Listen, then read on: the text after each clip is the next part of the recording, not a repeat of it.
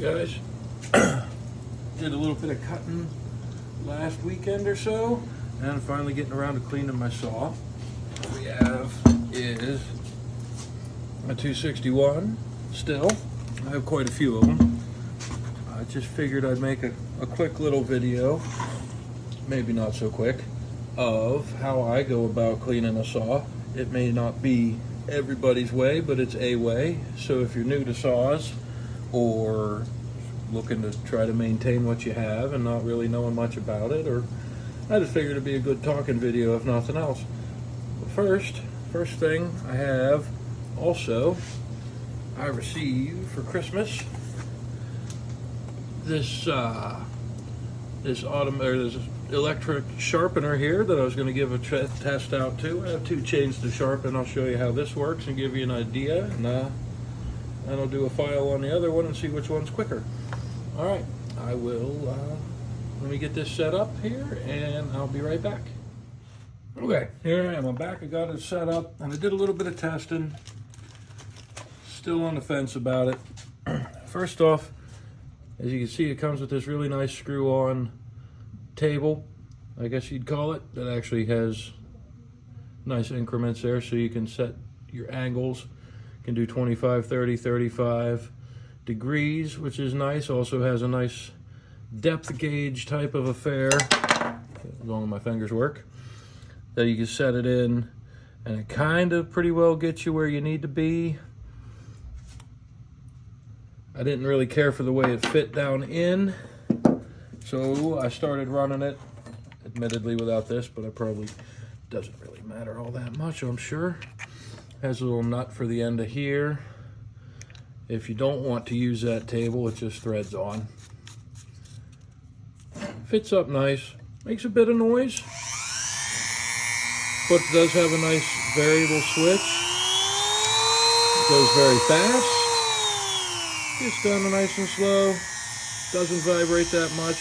I really do appreciate the soft rubber on it, and the switch at the back that is covered all the way around, so you can't accidentally turn it on if you set it down. Another thing I am impressed with is it comes with a bunch of different sizes of these.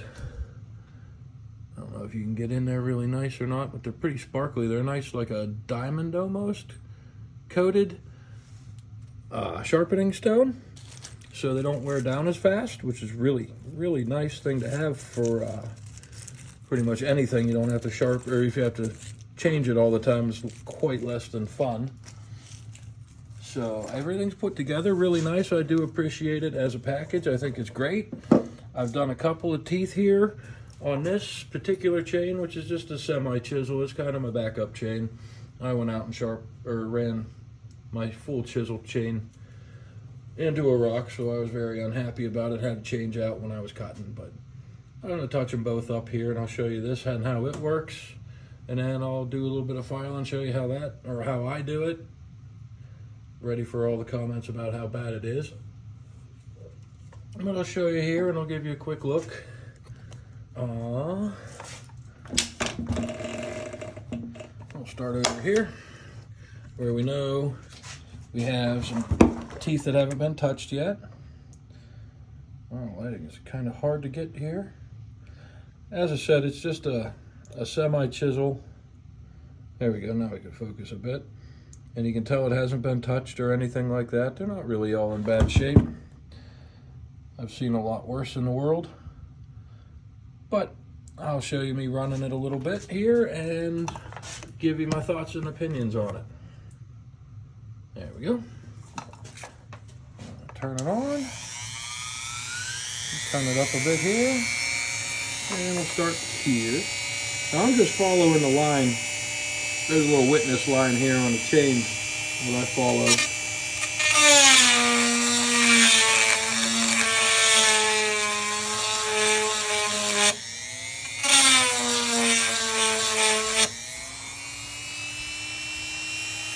I'll do another one here real quick, just for giving everybody an idea.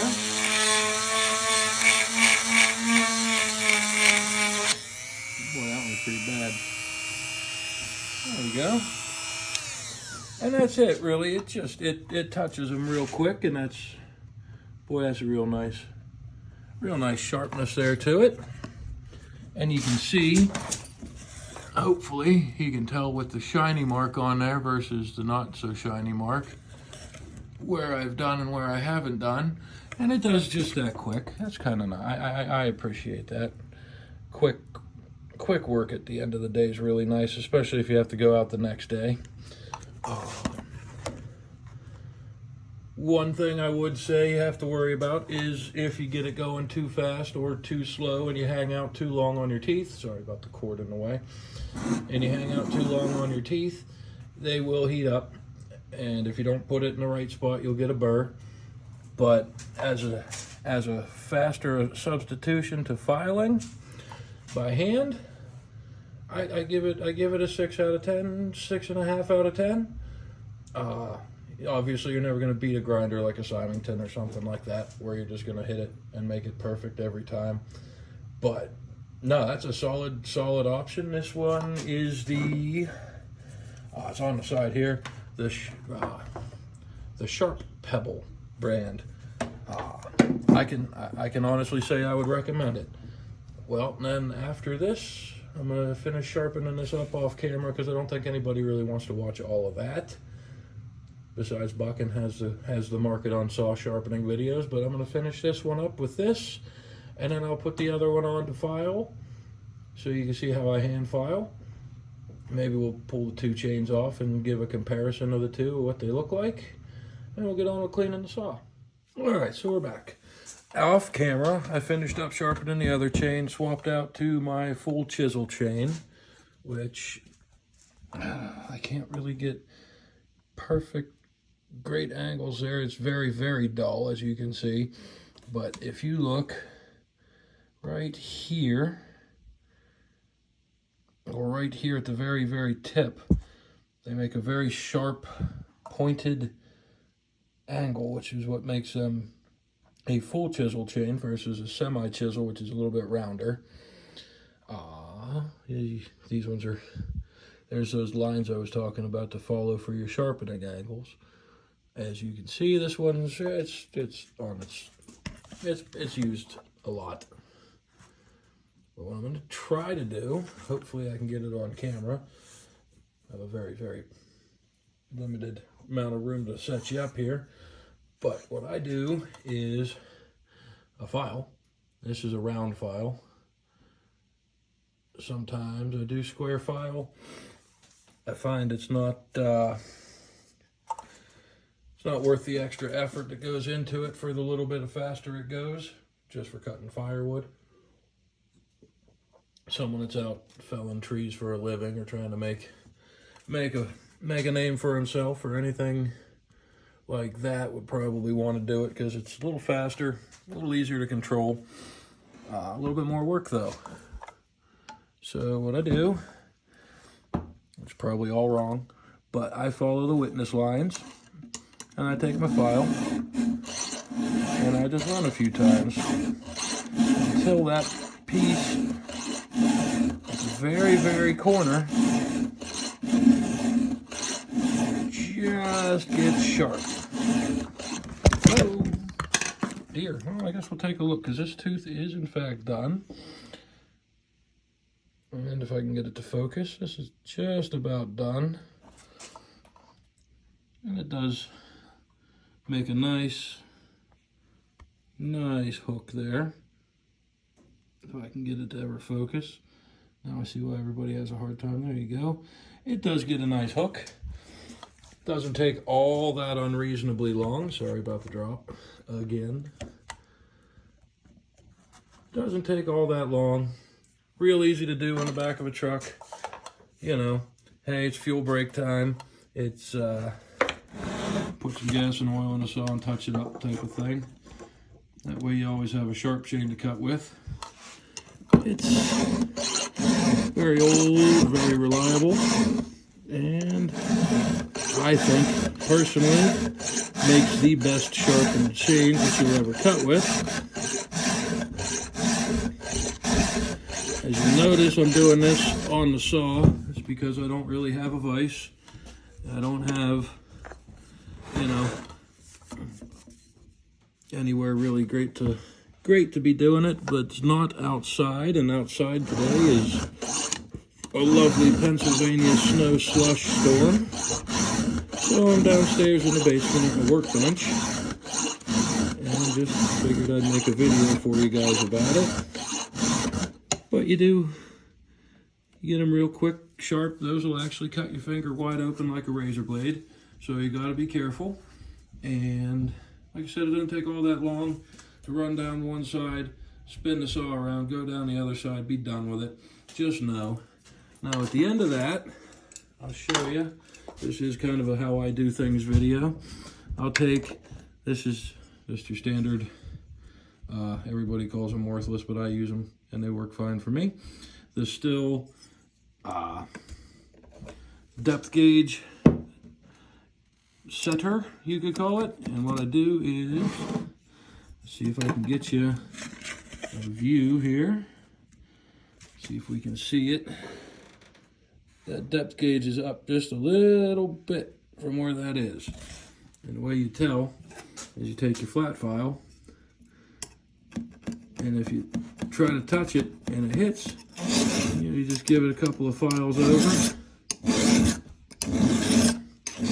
Now these depth gauge pieces are they're very hard steel like a file, so they're not going to wear down as fast, but they will hit your depth gauge and make it the same no matter what. What you have to do is take the little notch here and put the high side on the top of your tooth, and then let it rest on your chain. And once you make a few passes, it no longer hits.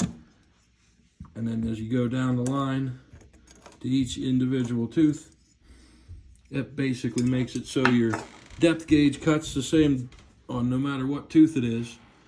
And now that's the important part, is if this tooth and this tooth and this tooth are all taking the same amount of wood, your saw is not going to pulse or jump or anything like that in the wood, which just makes for a much more enjoyable experience. So I am going to go off camera here and finish sharpening this chain, and then I'll get back on and show you guys what I do to go and clean it all out, what I know about these saws, and yeah, we'll go from there. See you in a minute. All right, so after we got done with our sharpening of the file, hitting everything with a rake or gauge, check everything over, make sure it's nice. Check, make sure you're on screen here. What I do is I do the chains first, because that way, when you take the thing apart, if you loosen these bar nuts here, and you take your chain off, then you can clean your bar out and get all the filing and stuff that may have fallen down in there. You can take it out when you clean out the guide section of your bar, and then put it back together, and you get a little bit longer life out of your chain and bar that way, and it just makes it a little bit more self-contained. So you take those off, and I don't know if you can see it or not, but these are, you get a good bit of stuff caked up in there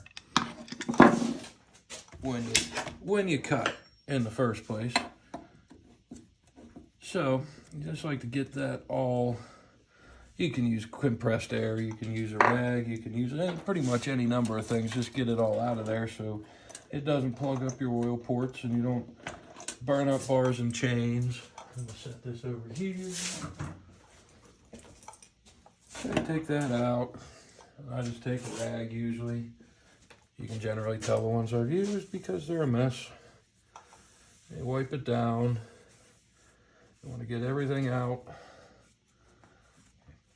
It doesn't have to be surgically cleaned, and I like to go over and feel and see if you get any burrs on your bar anywhere. This one feels good. Give the end a roll real quick, and believe it or not, a Christmas tree hook and a zip tie that's been cut are my go-tos for this. But I just sit there, and as you can see, it just pulls all this gunk out, right? And you just get all your nastiness out as best you can. And then you do the same on the other side. Start down here at the back. You can go back to front, front to back. This is one of the times in life where that doesn't really matter. Hopefully you guys found that as funny as I did. Let you clean all your stuff out, and I like to give a little once over there. See all that sawdust and oil and whatnot down in there traps all that filings from when you were sharpening. So if you have that holding it and you clean it out, then it all goes away, right?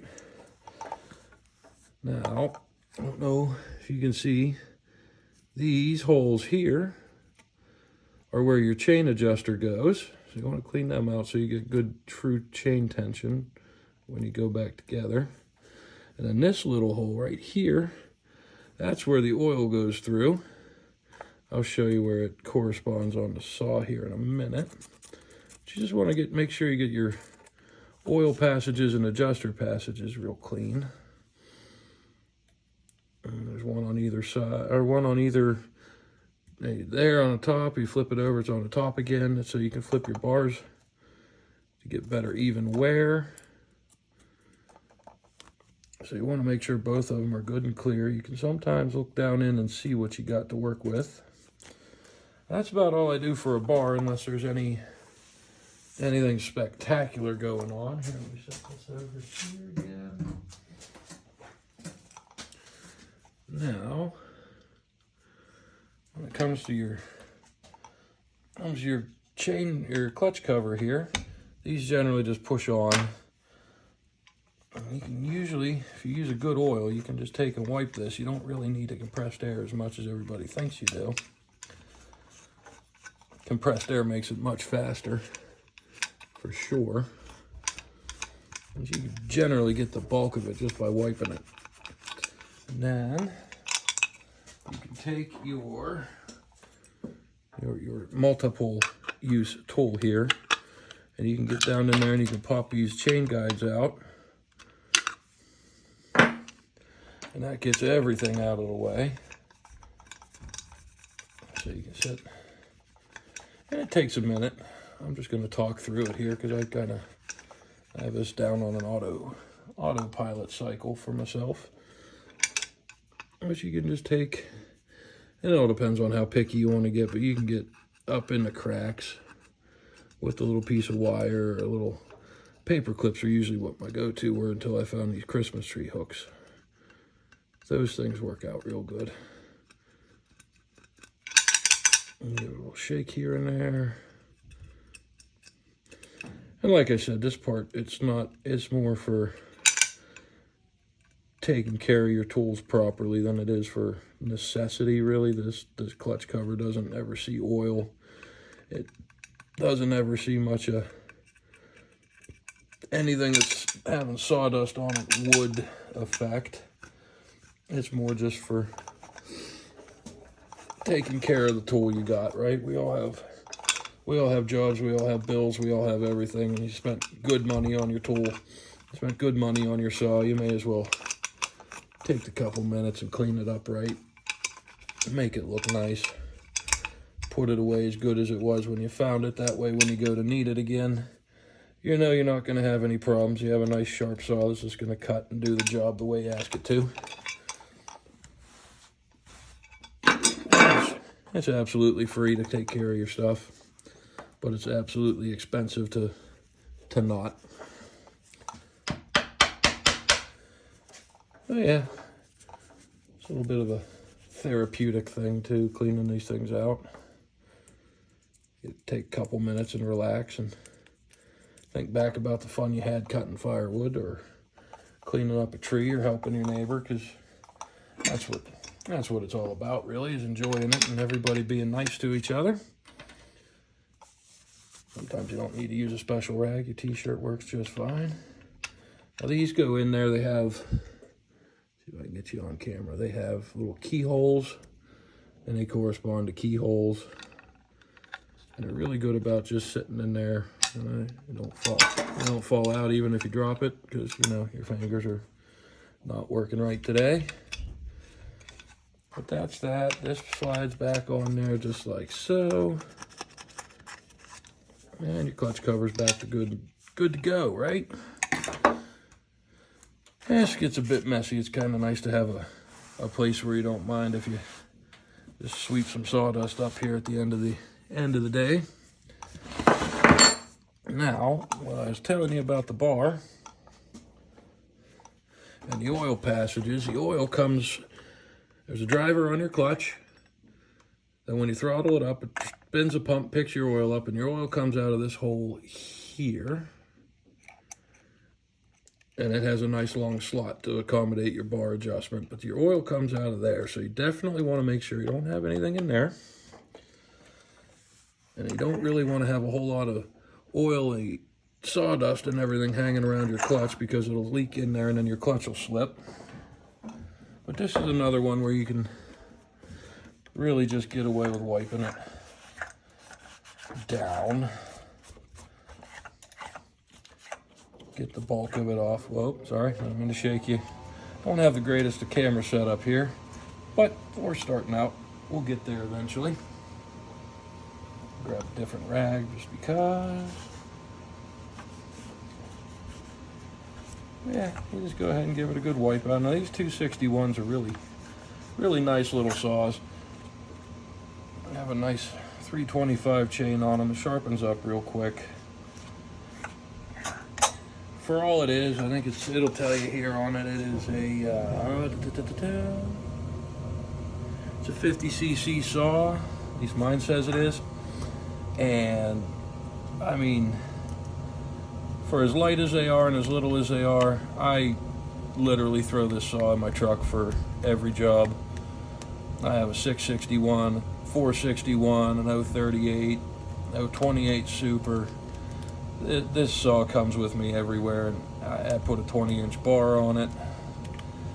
Haven't done any major motor work or any kind of port jobs or any custom exhaust or anything on it. It's just a bone stock carbureted version. I don't particularly care for the M-tronic. That's my own little spiel, but to each their own. I hear the M-tronic saws have come a long way with solenoids and whatnot that seem to be working a lot nicer. I still just prefer the ease of a carburetor for all the harder they are to adjust. It doesn't take anything to do, so it's just simple. I had a little bit of stuff fall down in that oil passage. See if I can find my T27, since that's what mostly everything you're ever going to need to take off of a stihl chainsaw is. I can do that here in a minute. That's not the end of the world, even though, you know, let me see if I can see it better there. Okay, there we go. Perfect. Got it out anyway. Didn't even have to take the thing off. Not that it's all that difficult to do, but if you don't have to, you're not gonna want to. May as well show you how easy it is though. You just take your 27. This plate's just there to make a washer, basically. This screw can come out. If my fingers will work. I'll set her on her side here and just use double up. Can you guys see that? Yeah, you guys can see that actually quite well. Take your screw out, and this plate just comes off. And there's really nothing to it. There's your oil passage, make sure it's all clean. There's your adjuster. Pretty standard stuff. I don't know if you've never worked on a chainsaw before. I'm sure it's interesting and possibly frightening depending on your level of abilities. But if you've seen the inside of a saw before, it's really nothing new there. This is a very, very nice, well put together saw that I have yet to have any single complaints about. I think it's one of the nicest ones I've ever had. I'll just put that back up on there now, just so everybody feels better. It sure would be a shame burn up a bar because of a little piece of oily sawdust. And it just goes back on with a little snug. Clean everybody out there. Sometimes it's nice to take your Christmas light, or your toothpick, or whatever you're using to get down in the nooks and crannies. Just dig around your clutch cover or your clutch real quick. That's that. And in all honesty, as far as the inside goes, that is clean enough for anything else that you'd ever need to do. Now it's just a matter of wiping down everything else that you got all the caked up sawdust on. You don't, like I said, this is not a federal requirement in any way, shape, or form. It's just a matter of caring for your tool. Oh no, here we go. Sorry, didn't mean to move you around there. And you just take this stuff. And if you use a good bar oil, it really helps on the cleanup because it makes it so easy to just wipe this stuff off. One thing I do have experience with these stihl flip caps is if you don't take them off and clean around them, then they'll have a much more tendency to let particles of, you know, the byproduct of running a chainsaw fall down into your tank, and then you'll have a harder time with plugged up pickup screens, fuel filters, and whatnot. So I like to take them off and give them a good wipe up. And you can see it gets up in on the bottom of the cap, so you just give it for as easy and convenient as they are, sometimes they're more trouble than you'd like them to be. Oh, there it is. There's that one. I wipe the bottom of my saws off too. You can always tell, at least I was always taught, that you can tell how much of a rough life a saw had just by looking at the bottom of it. You'll see this one I bought new, and I generally take care of it pretty good, but you come over do the 461 that I bought used, and if you look at the bottom of it, it's got some miles in the back of a truck, to say the least. This one also needs cleaned. I'll do that another day. Right now we're just on the 261. Yeah, it's a nice way to spend the evening when it's cold and nasty outside. Give these a wipe off. Another thing with these flip caps is the O-rings do split rather more than I care to admit to, which makes it a pain when you have to try to put gas in it and it spills everywhere. Try running it, it's dumping gas on your foot. You can pull that out of the way. I like to do these quarter turns, and I found it's easier to put the starter switch down. And I like to wipe off the inside a little bit as well. Not that much ever really gets in there. Once again, that just goes back to how much care do you want to take of your tools. There, remove you a little bit. One thing I always enjoy hearing the comments of is people running summer and winter settings on their saws. Personally, I've never actually switched mine over to winter setting, even though I've ran it in winter, and I probably should have. I don't really see the super glory of it. It's real simple. You just pull this little orange lever out, and there, as it sits for summer mode, there's a hole here, so it'll let air cycle all around your cooling fins and keep the motor cool. You flip it over for winter mode, and that blocks off that passage just to keep a little bit of warmer air around the cylinder. Lets it run a little nicer, so they tell me. But I always just leave mine in regular old summer mode. I cut a lot of wood with a lot of saws that have that option and never really worried about it. One nice thing about these 261s is they just have a quarter turn air cleaner, and you can look down in it. Yeah, there's a little bit in there, but it's nothing anybody can't just kind of tap out of it. Yeah, you can't even really tell. Not a whole lot of dust there to worry about. Wipe off your intake. So again, guys, I apologize about the shakiness of the camera. I really do. You can play with your linkage, make sure everything's hooked up right. That goes back on there. Start that down. I get a little bit of that out. Most things I've found in my life can be either prevented or solved just by going over something like this. I do it every use, but at least every couple of uses. Give it a once over, look at it. That's when you're going to find your missing bolts. That's when you're going to find that, you know, hey, my exhaust gasket's leaking and I have oil puking everywhere. It's just quick and easy to fix it then, and then just have a saw that lasts forever, or until you need to put a top end in it, which is a common thing as well. But now we're just going to throw the bar and chain back on it. I can't remember which direction I had any of this running,